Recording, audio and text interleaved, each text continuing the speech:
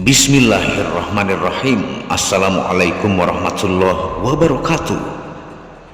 Alhamdulillahirabbil alamin, wassalatu wassalamu ala asyrafil anbiya'i wal mursalin sayyidina Muhammad wa ala alihi wa sahbihi ajma'in. Rabbi shrah li sadri wa yassir li amri wahlul 'uqdatam min lisani yafqahu qawli. Alhamdulillah, bersama saya lagi dengan Muhammad Hamdan Al-Ghazali dalam Tauhid Metafisik. Pada kesempatan yang berbahagia ini kita akan membahas tentang video diam adalah kunci ma'rifat. Bukan asal diam, tapi ada ilmunya. Tonton video ini sampai selesai supaya Anda mengerti, tidak gagal faham dan tidak menjadi fitnah karena kegagal fahaman Anda. Nasihat dari Ibnu Arabi bahwa diam ialah anak kunci yang membuka pintu ma'rifat. Beliau berkata, "Wahai murid, bila kamu hendak berjalan menuju ke jalan ahli ma'rifat atau ahwal, seharusnya kamu mengikuti hal-hal yang bisa mendekatkanmu kepadanya sebagai salah satu bantuanmu menuju jalan kebahagiaan dan mengenal Tuhanmu.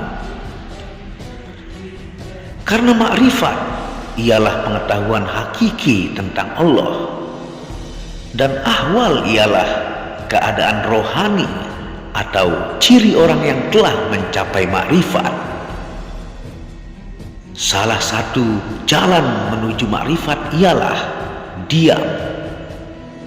Bukan asal diam, tapi melatih sekuat tenaga bagaimana lisan dan hatimu tidak berbicara hal yang sia-sia yang bisa mendekatkanmu kepada kebohongan dan kemunafikan. Ada dua jenis diam, yaitu pertama, diam lisan atau lidah, yaitu diam dari berbicara tentang selain Allah Subhanahu wa ta'ala dan mampu menghindarkanmu dari fitnah. Dan jenis yang kedua, diam hati dari hal-hal yang muncul di hati supaya bisa mengenal yang maujud. Diam hati mampu menajamkan rasa, melunakkan hawa nafsu yang suka berbisik untuk melakukan hal yang dibenci Allah Subhanahu wa ta'ala. Dua jenis diam di atas pula terbagi menjadi 4 pecahan diam. Yang pertama, barang siapa yang lisannya diam tapi hatinya tidak diam, maka dosanya akan diringankan oleh Allah Subhanahu wa ta'ala. Yang kedua, barang siapa yang lisannya diam dan hatinya juga diam, maka segala yang rahasia akan menjadi jelas baginya dan Allah akan menjadi jelas pula baginya. Yang ketiga, barang siapa yang hatinya diam tapi lisannya tidak diam, maka dia akan berkata dengan kata-kata hikmah, tajam dan penuh makna. Dan yang keempat, barang siapa yang lisannya tidak diam dan hatinya tidak diam pula, maka itu adalah kekuasaan setan, hawa nafsu, dan dia tunduk kepadanya. Adapun makom tahapan diam yang ada pada diri insan atau manusia adalah: yang pertama, diam dengan lisan adalah level manusia awam dan mereka dalam proses melakukan suluk atau perjalanan kerohanian. Yang kedua, diam dengan hati adalah level atau sifat para muqarrabin, yaitu mereka yang didekatkan Allah kepadanya. Dan yang ketiga, diam lisan dan hati adalah milik ahli musyahadah. Mereka mampu menyaksikan atau melihat Allah dan kebesarannya melalui mata basyariahnya. Hal atau keadaan rohani yang timbul dari diam para murid atau orang awam ialah selamat dari bahaya fitnah. Sedangkan hal yang timbul dari diam para muqarrabin ialah timbulnya dialog kalbu yang lentur, indah dan penuh makna.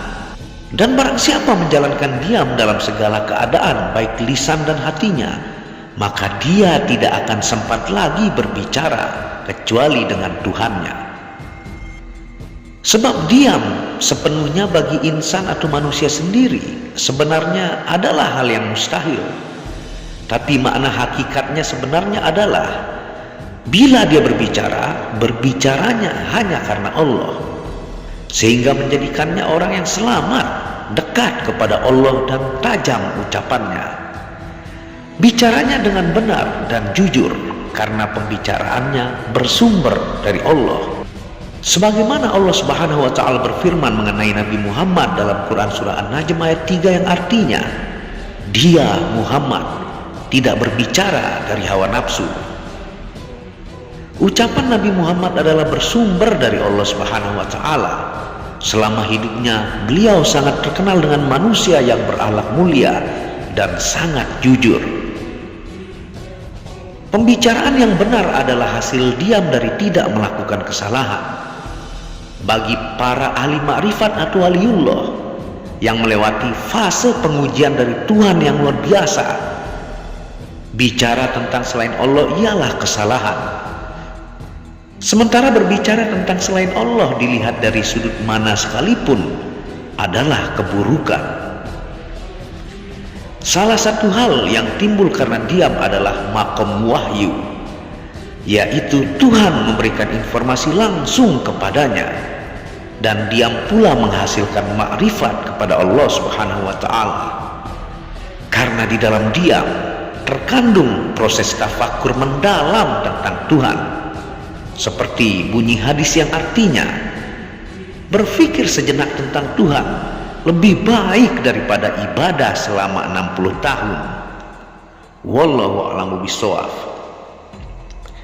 Itulah penjelasan tentang diam yang merupakan kunci makrifat, baik dari level awam, para muqarrabin, hingga ahli musyahadah yang mampu melihat Tuhan dengan mata basyariahnya.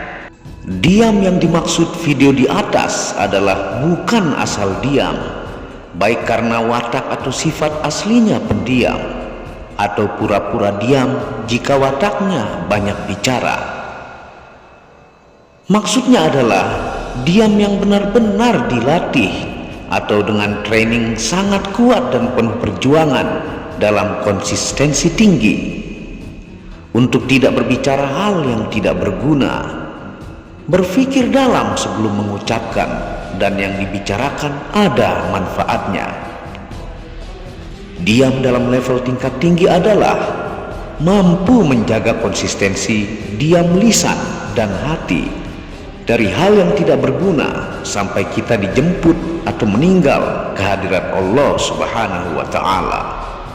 Apabila ada salah kata itu murni dari kebodohan saya sendiri, apabila ada benarnya itu datangnya dari Allah. Wabillahi taufiq wal hidayah. Assalamualaikum warahmatullahi wabarakatuh.